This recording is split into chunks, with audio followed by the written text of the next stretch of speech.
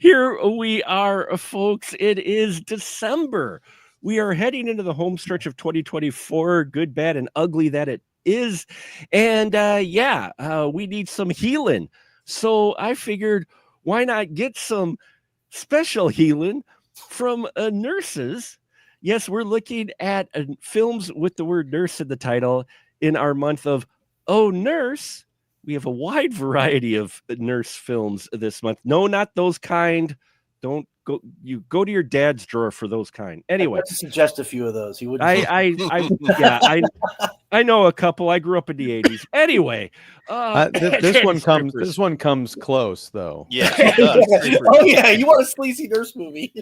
Anyway, but we're close here with the first look of our first nurse film for Oh Nurse Month is Nurse, or Nurse 3D as it's commonly known. And I have a wonderful panel of guests tonight to talk about this interesting slasher film, slasher film from 2013.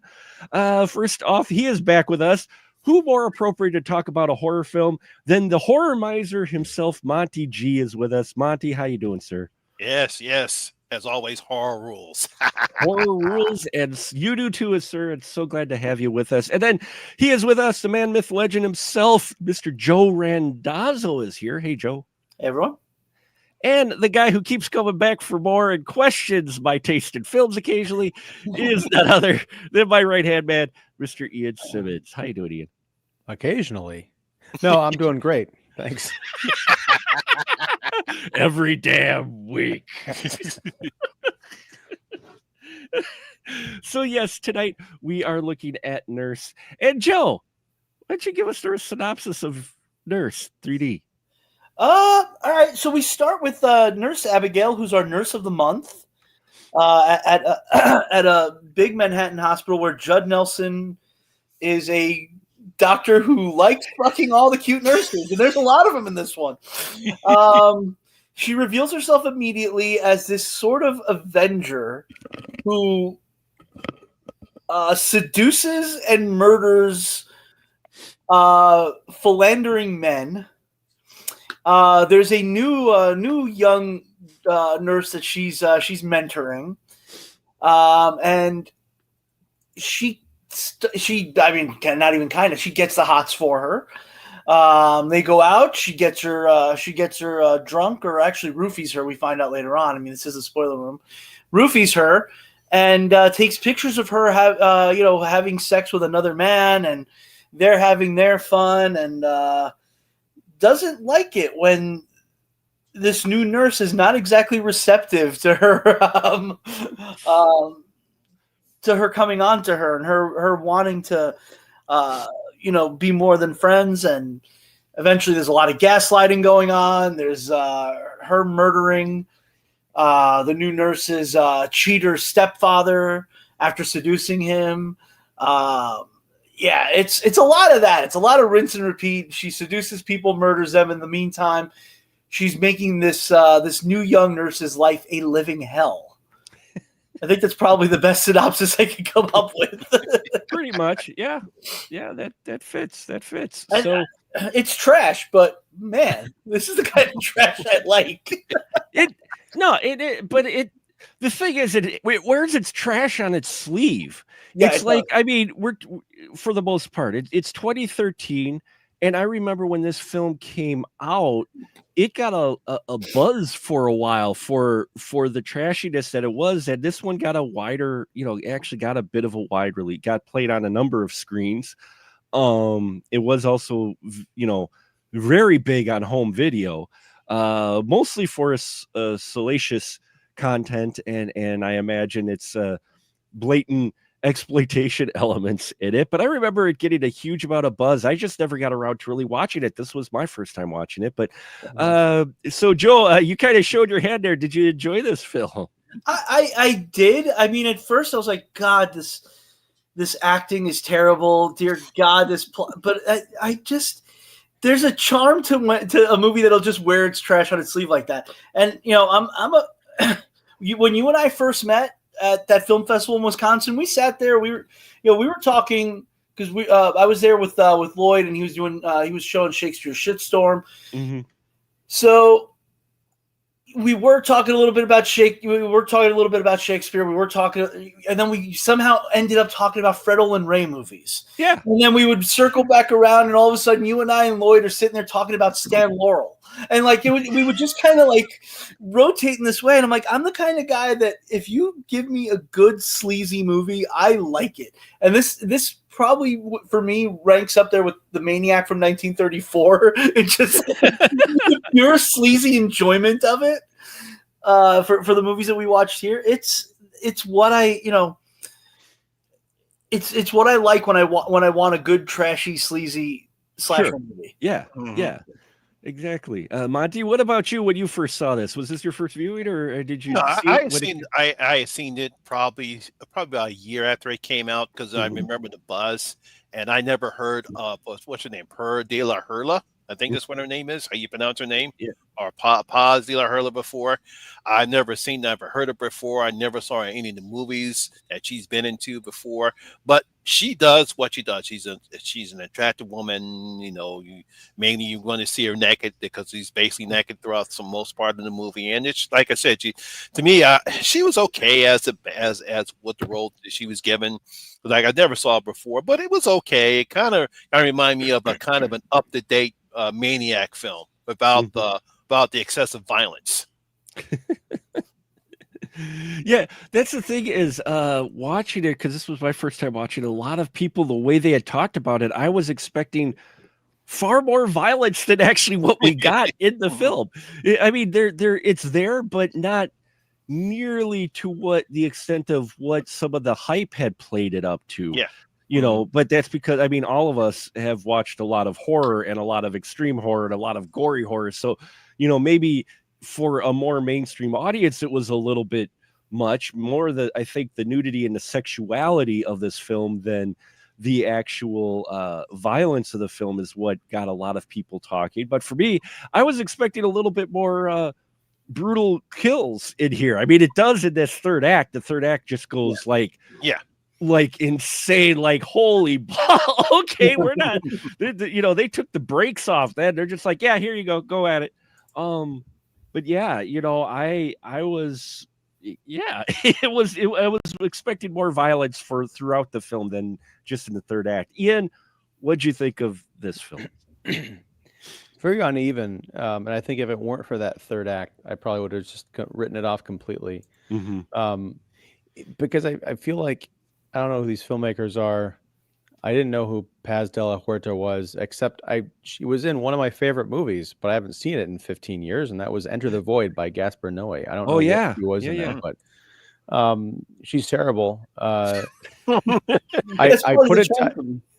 Well, charm, sure, but I think that leads into my bigger problem with the movie is if you're going to cast her, the movie has to be a lot more ridiculous than it actually is. Yes. I'm thinking like she's like in a modern day Russ Meyer film.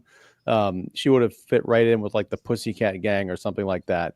But Joe, you mentioned it, gaslighting. There's the entire middle of this movie is Katrina Boden's character, who's Nurse Danny, the new recruit, trying to figure out how she has crossed Abby, our psycho nurse, and how Abby is systematically setting up her life to be ruined. And during that entire stretch, like I think there's one kill, I think, involving the father-in-law. And I'm like, I felt like I was watching a bad episode of like Law and Order SVU. Like I swear I'm innocent and I'm not cheating on you, and I've got to hide these pictures that keep popping up on my desktop. The trouble there is you did cheat on him. You did. No, I get it, and I understand her dilemma. It's just that it stops being a slasher movie and becomes this other thing before it becomes a slasher movie again. And that manic energy that's in the beginning and at the end, it's completely gone in the middle. And I think our Katrina Bowen character is not, I mean, she's been in supporting stuff like on 30 Rock and Tucker and Dale versus Evil, but I don't think she's quite charismatic enough to carry that role. And as far as our lead, our nurse, I finally figured out why she bothered me. She's got that scrunched up face with her constantly pouty lips and her squinty eyes. She reminds me of Daryl Hammond when he used to do Donald Trump on Saturday Night Live. That's the impression. Wow. But I think what you need, and what I think this movie steals from, whether or not it realizes it or not, is Sleepaway Camp 2 with the amazing Pamela Springsteen essentially playing this part, down to Renee Estevez being the kind of like the young protege or infatuation object. But that movie played it goofy, but never forgot that it was a slasher through and through. There's like a kill every 5 minutes. This, there's like these large deserts. And I was just like, this movie isn't strong enough or smart enough to pull this off. Let's just get to the gore. And also, I hate to say it, there's too much nudity in this movie. I got to the point where I'm like, ladies, please put some clothes on. It's getting old. Yeah, that's what I felt that same way too. I said, "Good grief, can we stop with the nudity?" It's not anything else to the film. You're just being naked because they're both attractive women. Okay, it doesn't add to the film. This is not Nymphomaniac. Come on now. Well, unless I missed something, I don't think Katrina Bowden was ever naked though. No, she wasn't. But there was that one very conspicuous scene where she was in those like negligee panties that were barely made out of anything. They're see-through, and she goes to sit down on like a stool and open up her laptop. I'm like, I would put a towel down because that's a pink eye waiting to happen. She showers with her underwear on. She showers with her underwear on. with her underwear on, and she pulled a Jessica Alba in Machete, basically, which if you don't know the story, folks, Jessica Alba actually didn't agree to be practically nude in Machete. She had underwear on in her shower scene, and they digitally removed it. So. Ooh.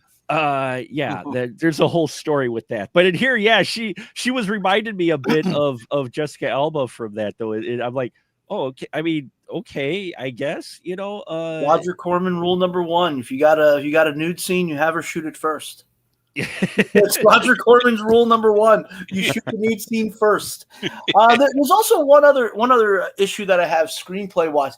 The film starts out setting up Abigail as like I said in the beginning of the podcast, as almost like this Avenger character. Yeah. It opens up like the first 10 minutes. You think, okay, so she's going to be a nurse who's out there killing scumbags, and you might want to root for her or what? I don't know. However you feel about that, but it doesn't really continue that. She just kind of forgets her mission and just falls in love with Nurse Danny. And then like the whole idea of I'm just going to kill scumbags just goes right out the window. It's just not a thing anymore. It just becomes kind of like a side thing. Like she finds a reason to kill people instead of like, no, I'm actually going after the guy in the bar trying to pick up women even though he's married. Well, sort of. I mean, that through line is maintained throughout the movie. The problem is we don't follow her out in the world trying to take care of people in bars like you mentioned, the way the movie opens. It's that she gets locked into Danny's world, and in Danny's world they just happen to be a bunch of guys who cheat on their families. Because Judd Nelson, the head doctor, he does that same thing. The father-in-law does that same thing. She tries to come between Steve, is that the boyfriend? Steve is the boyfriend. Steve, right, and kind of set that up and kind of imply like, well, you're a man, so you're going to be a cheating dog no matter what. So it's there, but it doesn't. Yeah. On the other thing is, when I read the synopsis of this on IMDb, it's like a young nurse starts to suspect that her mentor may be killing people. I'm like, that's not what this movie is. There's no mystery. It's like right in the opening, the killer is narrating the movie. I feel unfaithful man. It's like that movie that came out. I can't remember the name of it, where you had this woman who was actually go out and kill a cheating man, but I can't remember. It was much better. Promising young woman. Promising young woman did it better. But this reminded me of that. The opening, I was like, yeah, because that's what it reminded me of. I'm watching this going, oh, okay, so we're going to get kind of like a promising young woman. And I'm all right. And then I'm like, no, now we're getting Basic Instinct. Okay, and then we go to the end, and then we're like, I don't know what's happening, but I'm digging this. I mean, yeah, it's one of those things where I definitely got those Promising Young Woman vibes. I'm like, that did it better, but here you get the idea. And at first I almost thought this was, and maybe it is, I haven't looked up interviews or anything from the writer director Douglas Aronofsky. Aaron Neokoski, thank you. I didn't look up any real interviews or anything, but at first way this opened, I'm like, oh, we're taking a bit of a satirical look at the films of, old, the exploitation films where you have the lot of nudity and sex, blood and all that. And got, it's kind of satirical. But then as I was watching it going like, okay, this isn't, it starts off that way, but this isn't really satirical anymore. No. There were points where, same thing, where I was like, is this supposed to be a send-up of these movies? I couldn't tell. Yeah, I don't. Well, go ahead, Ian. No, I was going to say, they should have picked a lane. Like, go straight, satire or, something more serious. Again, I think that gold standard is what Pam Springsteen did in Sleepaway Camp 2, because she's a nut job, but she's also like really scary, but you can see how people would be, they would react to her as a real person. I never bought Nurse Abigail as a real person. Although I did like in the flashbacks, I don't know if this is deliberate, but the first set of flashbacks we get to her childhood when she walks in on her dad, stooping another nurse. That guy looked exactly like George Clooney from ER circa 1995. I'm like, wow. Yeah. Holy work. That I remember that scene when I was watching it again. I said, why does he look like George Clooney? Maybe same hair. George Clooney was, the sexiest man on television in 1995. So yeah, I know. That was an intentional thing. It could have been, but yeah, I mean, the film, you get the voiceover and opening, and the one thing I appreciate, but apparently the main actress did not appreciate, was the change in voice, the voiceover that they had in here. Now, at first, it was distracting. I'm like, wait, is she just losing her accent or whatnot? And then I realized, no. And I'm like, oh, wait, I bet she's posing as someone else. And then sure enough, you get, spoiler room, folks, you get the twist that she isn't who she says she is. She was actually someone else, a screwed up, mentally, she was a rather insane little girl who killed her dad, a psychopathic, and she was a different person. I'm like, okay, that explains the difference in voices. Apparently the actress did not care for the fact that they used a different voice for some of her parts. And she also said that this movie ruined her career, though she did get roles after this, but I'm not sure. Because you got more, because I remember hearing about the stuff what she didn't like about this particular film, and she thought the film, but she wound up getting more roles in after that. As a matter of fact, when you look at her IMDb page, she's been in plenty of other films since Nurse Nudity. She was in like The Editor, Bear, Girls in Trouble, Puppy Love, Midsummer's Dream. She hasn't done anything since Puppy Love, though. I'm wondering if it's a situation where she felt like she should have become like a huge star, but like Ian said, and I'll back this up. As much as I like this movie, she's not very good in it. She's pretty wooden. So I'm wondering if she feels that way because she thought, oh, this movie ruined my career because of this one. It's like, I don't think you were going to be the next Meryl Streep. Not with this role. maybe Meryl Streep, but that's well, yes. I mean, look, right or wrong, Hollywood has a tendency to typecast, but at the same time, granted, she may have done something else that maybe she'll blow me away on that, but in watching this, I was like, I don't see you ever becoming a huge B movie queen, in the realm of a Julie Strain.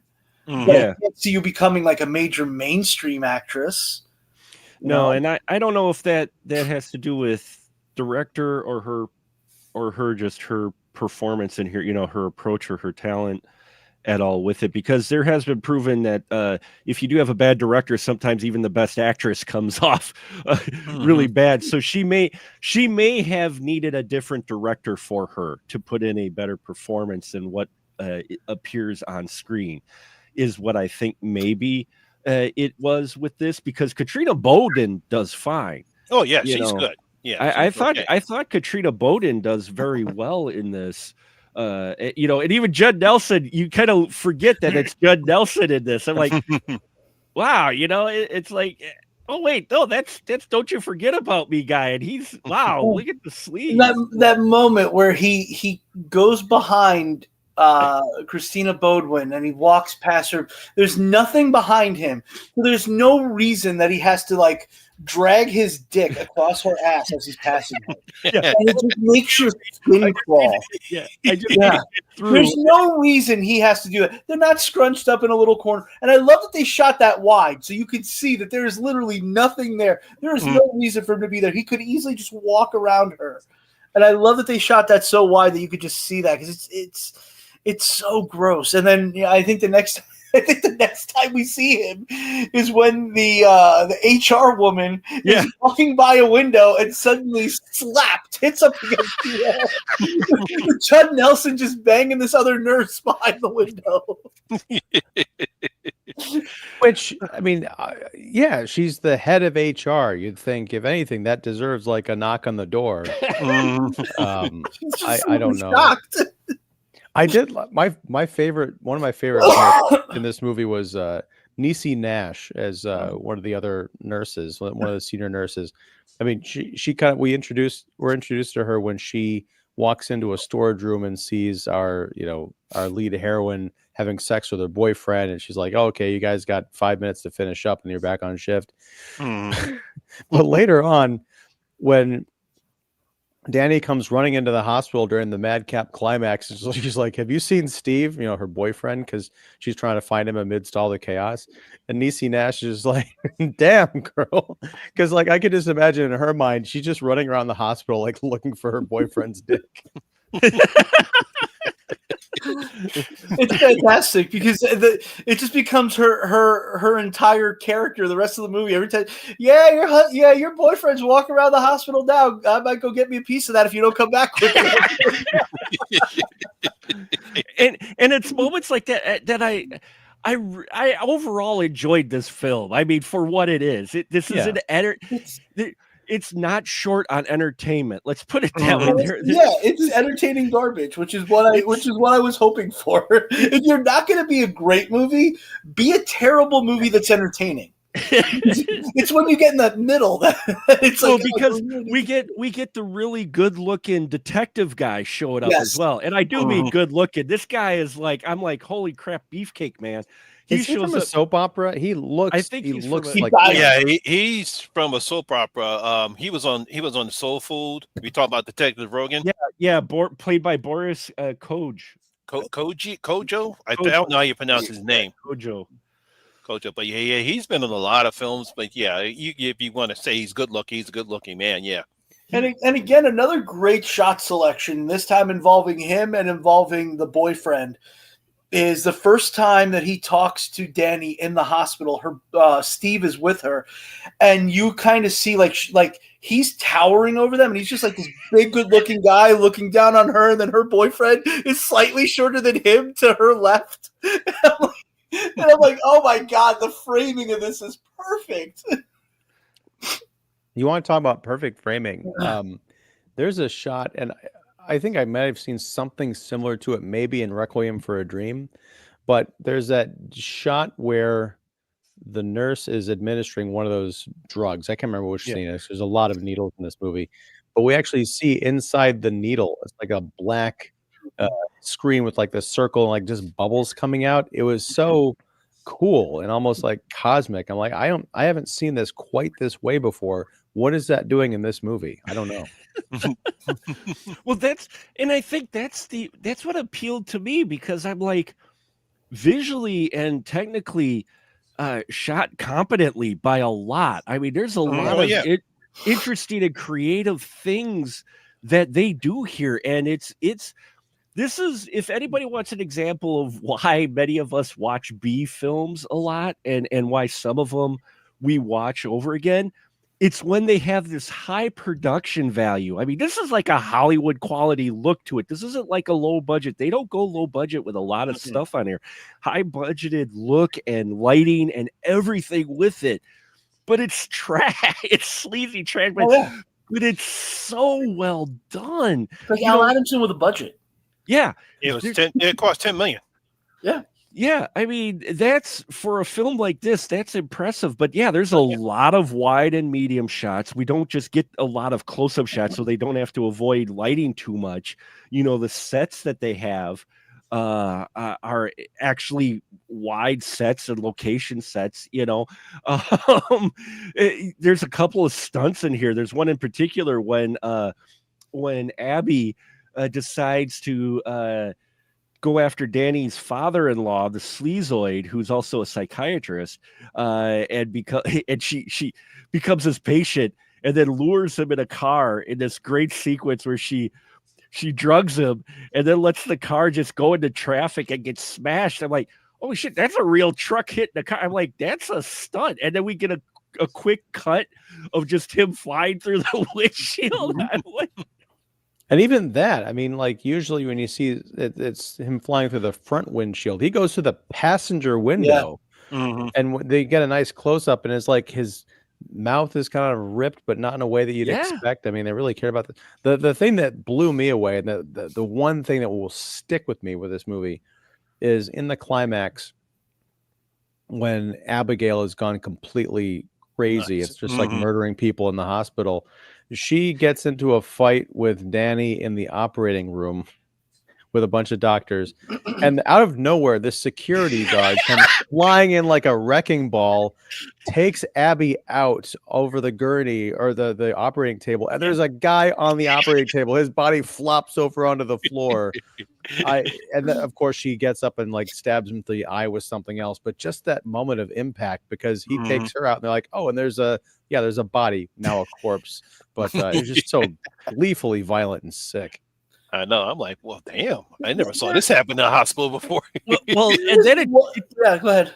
And then it gets more brutal from there, because Abby then locks herself in an intensive care unit, and the first person she picks up is going through dialysis, and she just grabs the guy's tooth and just rips them out, and the blood goes flying, and she cakes herself in blood, and the one technician in there's going, what the fuck? And then she goes to the next guy and just rips his face mask off, and it's like, and then stabs that woman. People with scalpels. It's oh yeah, there's a woman in there, because at first I thought it was all like dudes or something, but no. And then did she pretend? She kind of lost. Pretends to play victim. Dead. And then and then Steve comes over to help, and of course, right? Oh, that hurt, because he's a nice guy throughout this entire film. He's just a victim through and through, and he gets like, yikes. He really is. He is a victim in every way imaginable in this movie. And what I love about it is and one of the great things about the scene is the Danny character, because as much as she wants to go as Abigail, she also keeps hesitating to help the people that Abby just ripped the shit out of, not just her boyfriend, but other people as well. And I'm just like, that's at least on spot with her character. She's just not blowing past all these people. She's like, do I still go? She's like, we're on the such and such floor, so maybe I got a little time to go after her, but first I got to at least check these people. And, I kind of like that with the Danny. Unfortunately, in that situation, the thing is, until you take Abby out, even if you do fix something, she's just going to come back and do it again. Yep. Yeah. And I actually would have loved that if she actually would have gotten to the point where like she had somebody, she turns around, like she's looking for Abby, she can't find her, Abby just goes and stabs him again. That would have been great. Like undo the good you've done. It was like that scene in the opening of Saving Private Ryan, where the one guy gets kind of blown up, and the people come over and try and help him, but then they get blown up or something. Yeah, it's so bad. Ugh. but yeah, I just, I'm watching this movie and I'm like, this is an entertaining film. This isn't exactly, you get, it's not going to win an Oscar, obviously. You get the slow spot in there, but there's so many great like moments, like the other moment too, where Danny wants to call Abby. It was after things start to kind of fall apart between them. She calls her, and we get this shot of someone having sex in a bed with Abigail, and she grabs her phone, and it's the detective who's investigating, and he just goes, "Really now?" Hey, wait a second. The name that's on the phone, isn't that the woman that we think is murdering everybody and is supposedly obsessed with you? Yeah. He doesn't even like. He's just like, "Really now?" Well, I'll go take a cold shower. That is. And she kicks him out of his own bedroom. Yeah, like just with a nod. Here's one of my frustrations with this movie, because I think it's entertaining enough, but I don't know if it's entertaining enough to go back to and watch all the way through, aside from like moments, right? It's kind of sloppy in parts where I think if they leaned into the camp factor, that sloppiness could have worked. For example, we mentioned that Abby was a girl named Sarah who, after killing her father at a young age, was committed to this institution. Danny goes and visits the institution and gets this long expository exposition dump from a guy who works there and who was around when Abby was a patient. This guy's maybe 30 years old. Yeah, and they're talking about like, okay, you're talking about like 20 years ago, so he was like what, a 10-year-old intern at this insane asylum. None of that worked. Yeah, that's where it kind of lost me. I say, guys, you're losing your continuity then, because if it happened 30 years ago, he would not be 30 years old. He'd be a kid. Now, if he was older, like in his mid to, I would say, late 40s, early 50s, then that would have worked. Right, because you get like, he could have been like 20 or something when that whole thing went down, and that was like his first day on the job or first year on the job or something. But yeah, it doesn't line up. And I hate that I'm pulled out of that situation. I'm pulled out of the movie because I'm thinking about this. I'm like, is this a mistake? Are they trying to be funny? I don't know. I don't buy it, but I'm distracted. There was a part of me that wonders if a lot of this stuff is intentional, because, and though I haven't seen it, I do want to see it, and I have an Al Adamson DVD set that has a movie called Nurse Sherry, which is apparently about like a crazed, demonically possessed nurse murdering people in a hospital. And I'm wondering if this might have been a play on movies like that. And now I kind of want to check it out even more, because now I kind of want to be like, is this supposed to be a takeoff on that? So I wonder if that's intentional, like these cheesy, low budget movies that came out in like the 70s that had like a maniac nurse or something like that.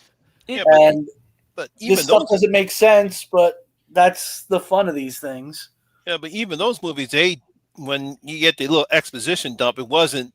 It kind of makes sense. It didn't, even though it kind of makes sense a little bit, but not to the point where you would lose yourself in the movie where the continuity fails. Well, that's because it was the 70s and everybody looked like they were 50. Yeah. I think part of the reason a lot of people talked about this was because of the just in your face sexuality that's in this and nudity that's in it, that probably caught a lot of people off guard, because with the high production value, you're expecting a little bit more restraint from, say, a Hollywood film that you might get, and in here you don't. No. And you both joke that there's almost too much nudity in here. After a while, it's like the nudity doesn't even faze you anymore. Oh, look, Abby's walking around with absolutely nothing except a bra. Oh, okay.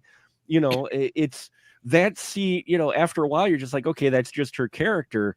And you're just, after, you don't even notice it. You're not even shocked by that point anymore. You're just like, oh, okay. Unlike Robert Altman, I did not like Shortcuts. I know I'm in the minority. I'll stay there. But in Shortcuts, there is one scene in which Susan Sarandon, I think it is, arguing, and she's changing her pants or whatever, and she gets completely naked from the waist down for no particular reason whatsoever. And because Robert Altman loves us. Yes, go on.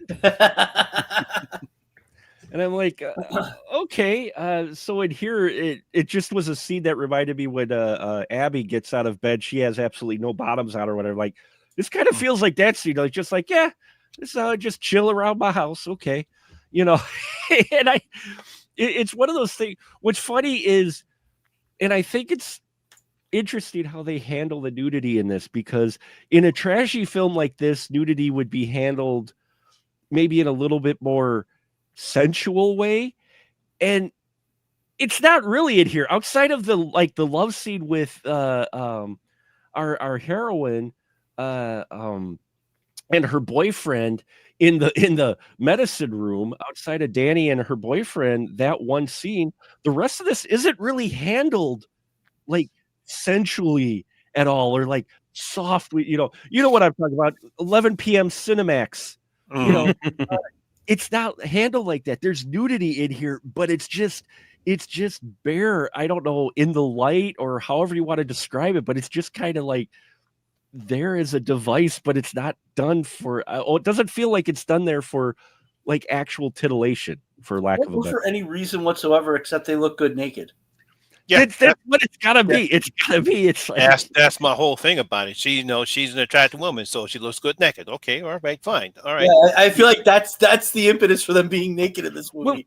Hey, you look great when you're naked. You want to do this scene naked? Sure. All right, then we got a scene.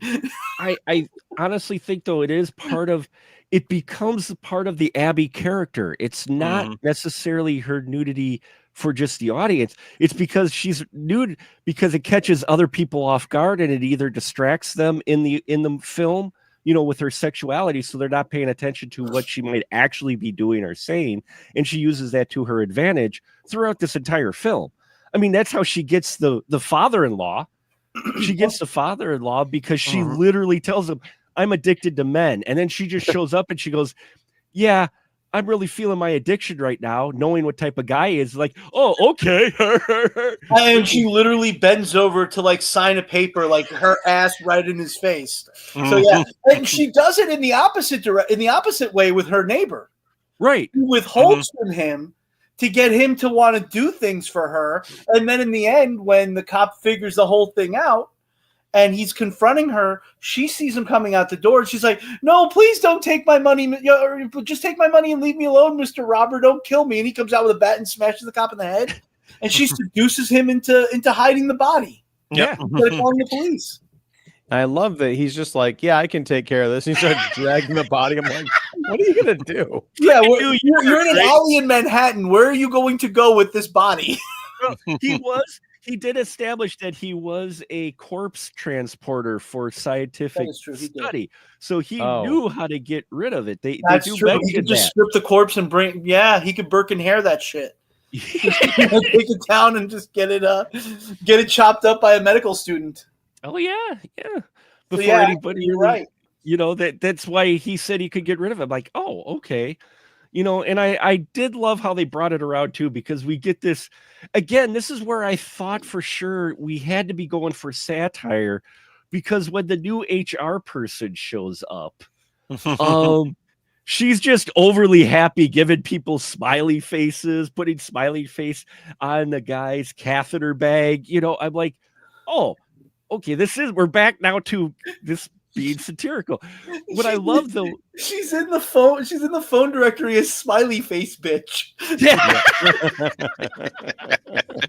She's in the company phone directory as smiley face bitch, which again, Niecy Nash played Regina. I loved this character. This is one of my favorite side characters. She was just hilarious.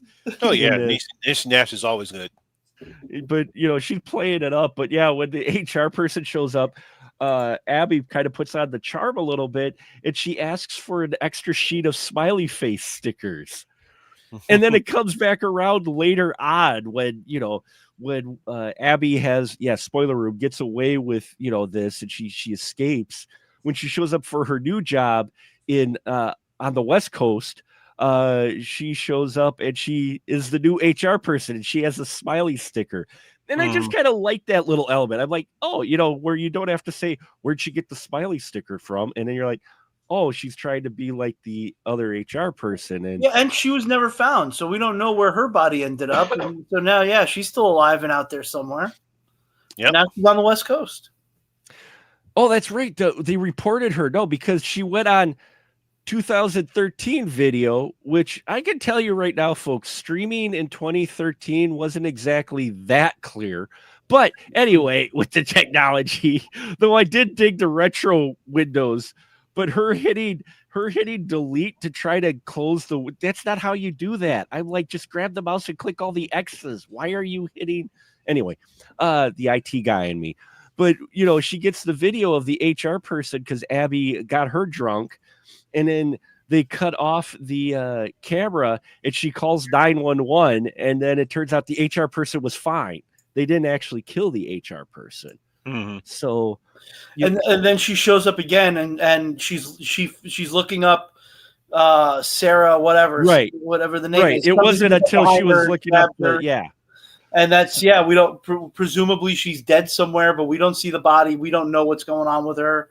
She was never reported missing or anything. Mm-hmm. Oh, she's totally a corpse. You know, and that's the other weird thing. Again, I feel like it's sloppy. The end of the movie, she goes to that new job, as you mentioned. She's posing as the HR person, and she sticks a smiley face into the camera, like offering it to the receptionist, as if to say, "Oh, here, I'm going to put this smiley face sticker on you." The problem is, and it's a nice 3D effect to end your movie, as giant, you know, cheesy smiley face coming at you. Except if she was going to put that smiley face sticker on something, we'd be seeing the back of it. It's purely for the effect of this smiley face coming at you, but in the reality of the movie, it's like, I don't understand what you're doing. Or it's, here, take the smiley face off my finger. Yeah, but no one really does that. They're like, no, nobody does pull that it up, in and no. It was completely 3D, and there's some other effects, especially in the. And I forgot, in all honesty, for most of the film that it was 3D until we get to the climax chase and battle, and then we're getting like the standard Jaws 3D, you know, Treasure of the Four Crowns type of 3D effects where shit's coming at the screen directly at you, and that I'm like, okay. And apparently the director hated shooting it in 3D and swore never to shoot it again because it was such a pain in the ass. But I had forgot that it was actually Nurse 3D until all the stuff started flying. Because I had forgotten that they're supposed to be a 3D film, and that's why I say, why is this stuff flying at it? Oh, that's right, it's supposed to be a 3D film, but you know, it's. Well, I think that's why there was so much nudity in the movie, because if you're conscious of it earlier on, a lot of those shots of, you know, why, like, okay, the nurse who's getting rear-ended by Judd Nelson in the doctor's office, those boobs come flying at the camera and smacking against the door, as Joe mentioned. A lot of the shots of Katrina Bowden, or, you know, our Abby character, like walking right in front of the camera and past. There's so many ass shots in this movie. It's unreal. Abby bending over, ass would be sticking out in the. I mean, Katrina Bowden, her being looked at by Abby while she's walking around in her underwear. Just a straight up shot of her ass. So yeah, that would have been coming out at you. So yeah. I can't believe I missed this in the theater. What? I didn't hear you, actually. Go ahead. I was going to say, I can't believe I missed this in a theater. Well, it reminded me. Because that shot of Katrina Bowden with her butt shot, it kind of reminds me of the poster for The Unborn, where we see she's walking right up, and all you see is her butt in her underwear. I remember that poster. And that poster came out, like it got some slack, because it's like, why? Because all you see, you're not seeing the creepy kid in the window. You're just looking at whatchamacallit's ass. And that was a PG-13 movie, so you weren't getting any ass in that movie either.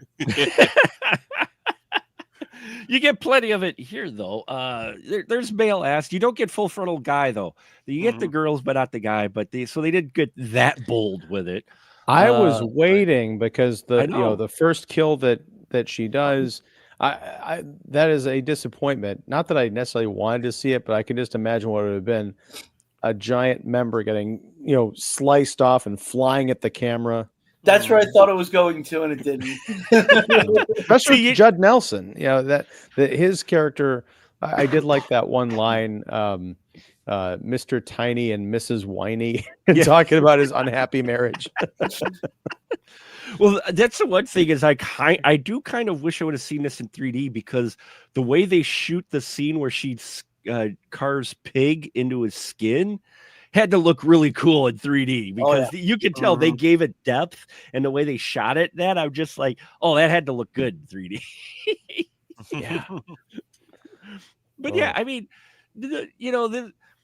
apparently this sat on the shelf for 2 years at Lionsgate before they released it too. Which, Lionsgate seems to have a track record for films that sit on the shelf before they release them. I wonder why that is.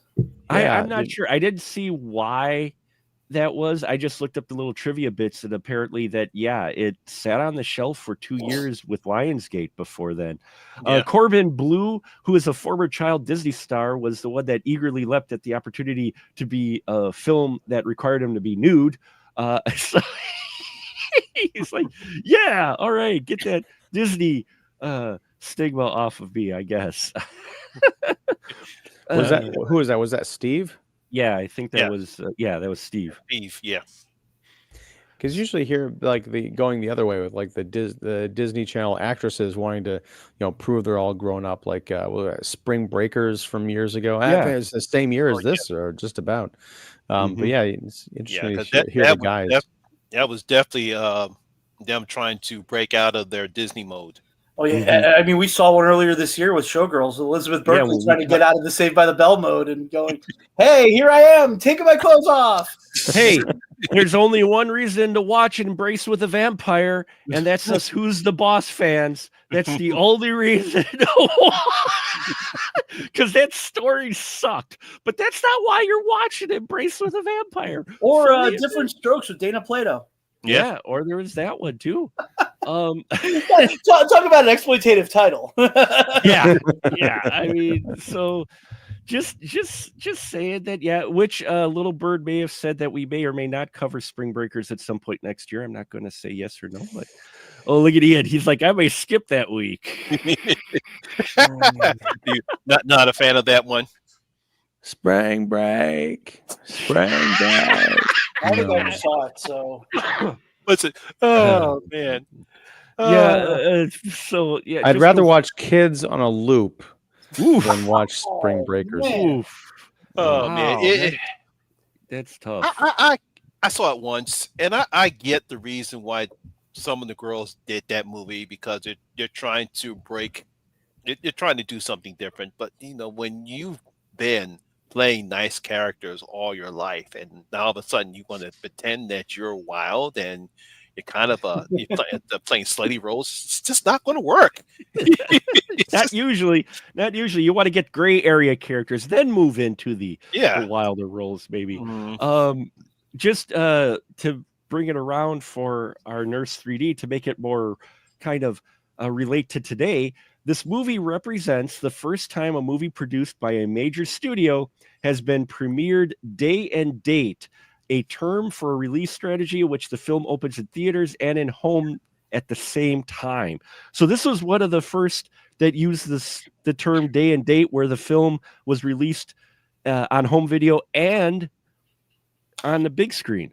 Didn't Tower Heist do that first? The Eddie Murphy movie? I don't know it did or not. I think it did. It might have, but I don't know if they used the term day and date. They mostly this might be the first, because I remember for a while IFC was doing that. Like, this is like this is when I was living with my parents. This must have been 15, 20 years ago. Mm-hmm. Like, you would get like a movie going into the IFC theater and on the IFC channel on the same day, or it might have been pay-per-view on the same day. I think pay-per-view it wasn't. Yeah. But yeah, I guess day and date, the term, at least this was what first used it for that. So see, I think in this case, it's kind of brilliant, because that door swings both ways. You go see this movie in the theater in 3D for the big excitement. You're like, man, this movie is awesome if it's right up your alley. You go home and rent it or buy it or whatever. Mhm. If you're watching it at home, you like it, like, wow, this is really cool. Wait a second, it's in theaters and it's in 3D. I'm gonna go out and see it. So there's like there's a hook. Plus, you're talking about like what 2013. So we weren't quite at that point where we can just wait 3 weeks and it's gonna be out, streaming. Yeah. Yeah, this is the kind of movie that 25-year-old me would have seen it on IFC or whatever and been like, hey, dude, I saw this great movie and oh my God, these hot chicks are naked the whole time and there's all this blood and guts and it's in the theater in 3D. You get a bunch of your friends and you go and then, everybody has a good time. Mhm. Yeah. It's a total party movie. Yeah. It's a party movie for sure. It's definitely a party yeah. movie. Just another quick little tidbit of trivia. Katrina Bowden's apartment in the film is the exact same apartment that Channing Tatum and Rachel McAdams inhabited in The Vow from the previous year. Yeah, Which the director didn't know about it until he watched The Vow on an in-flight movie. And while he's on the in-flight movie, wait a minute, I know that apartment. I shot my movie there. It'd be a great way to learn about it. And one other tidbit, the lead actress has claimed that the movie destroyed her career, as we mentioned. In 2015, La Huerta filed a $55 million lawsuit against Lionsgate after sustaining an injury on set. She was clipped by an ambulance during a scene. She was unhappy, too, that her voice had been dubbed by another actress in certain scenes without her knowledge. But the lawsuit was unsuccessful, and she did get roles later on. But she did try to sue them for getting injured on set. Yeah, no. Well, if she actually got injured on set, then yeah, by all means. Absolutely. But she got clipped by an ambulance and this lawsuit wasn't successfed? No, I think it was a suit for she thought that her voice being dubbed over. She sued for that, but the case got dismissed because it didn't stop her from getting roles. Yeah, but they also mentioned though that she was going to sue because she did get clipped apparently by an ambulance. But whether or not that's the thing is whether or not that was actually reported or part of their insurance, or maybe they did settle something else and then she tried to go for more money. Hard to say with details. I don't have the full details with that, but I am curious on how that played out. But in either case, she did get more roles. I think she was maybe just unhappy with the film when it came out. I mean, it's not the first talent to go look at the film that they were in and go, what the fuck is this? It happened with, what's her name from the 50 Shades of Grey movies this year with Madam Web. Yeah. What's Madam Web? What is this shit? Yeah. Dakota Johnson. Hey, there's no accounting for taste. That movie was amazing. Madam Web or 50 Shades of Grey? Madam Web, Mark. Hey, I hope I should get a badge. I should get a freaking badge. When the last 50 Shades movie came out, I hadn't seen any of the others. That same day that the movie came out, I watched number 1, I watched the second one, and then I went to the theater to watch the third one all in one day. I marathoned that shit. And let me tell you, by the end of the third one, my brain was a puddle that was trying to leave my skull going, what the fuck were you thinking? That's not a badge of honor, Mark. I think that's page 53 in the DSM-5. My goodness. You survived somehow. I survived. Oh my God. And watching those 3 movies, I would watch Nurse 3D on loop versus watching those films. Trust me, I'd rather watch Madam Web. Yeah, definitely would rather watch Madam Web. So Nurse 3D, I think we could wrap it up here. It's not a deep film, but I think it's a fun, campy film overall. While it does have a few pacing issues, I would say you're looking for kind of an entertaining modern trash film. This one's definitely is worth your time. I think there's enough here that you'll find amusing, if nothing else. Monty, what are your final thought with this? Yeah, it's a okay, decent slasher film. You get some decent kills, especially in the third act, and it's okay. If I were to rank this film, I would give it 2 of my 5 bloody gold coins. Joe, what about you, sir? I'm of two minds because on the one hand, it is terrible, but on the other hand, it is so great. Is it like? Would you liken it to the Showgirls of slasher movies? You know what? Yeah, because I enjoy this for the same reason I enjoy Showgirls, and maybe like Showgirls, this is meant to be a kind of dissection of the genre. I don't know for sure, but yeah, I enjoyed the hell out of this. I'm surprised. Unfortunately, I do have to say this because I had never seen it. So I looked up the trailer the other day, and the trailer gives you the whole fucking story. The trailer tells you everything. The trailer tells you that she's the old neighbor, and she was a little girl named Sarah who grew up. I'm like, what? And then when I watch it today, I'm like, oh, okay, that's supposed to have been a reveal. But yeah, I enjoyed it. It's fun. It's to me it goes up there alongside something like Hollywood Chainsaw Hookers. Yes, yeah, stuff like that where it's like it's so over the top and so goofy and so dumb, but it's so much fun. Yeah, Ian, what about you, sir? Couple things. One, it's on Amazon Prime. So if anyone out there is watching, they're like, I got to see this movie, you can watch it for free if you have Prime. Yeah. I watched it on Tubi with ads. I could have watched it on Prime with no ads. I have. Hold on.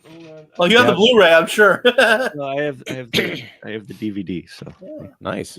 Okay.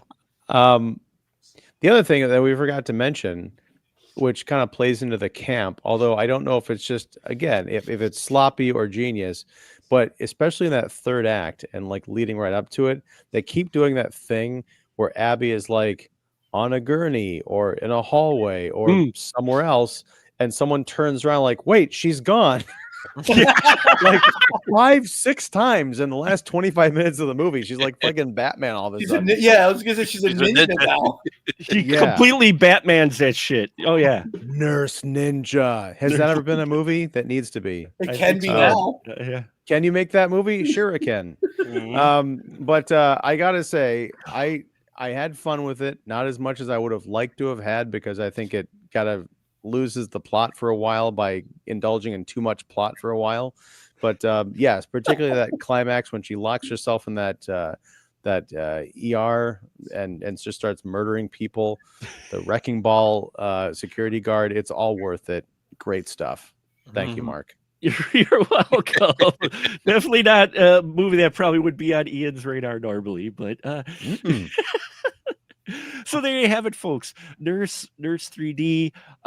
It is what it is. At least it wears it on its sleeve, which I think is part of the appeal. I think if this film took itself more seriously and tried to be more serious than what it was, it would probably not be as entertaining. But the fact that it just leans into this, and it could have leaned in more, but even for the amount that it did for a 2013 film as well, yeah, it's fun. It's fun, campy, trashy film that if you're looking for something that's just wildly entertaining and a bit gonzo, especially with the last 20 minutes, check it out, folks. So there you have it. Hope you've enjoyed this conversation. And now, as always, I give the license to shill to my wonderful crew members who are very patient and always happy to have them on the show. So Monty G, it's been a little while, sir.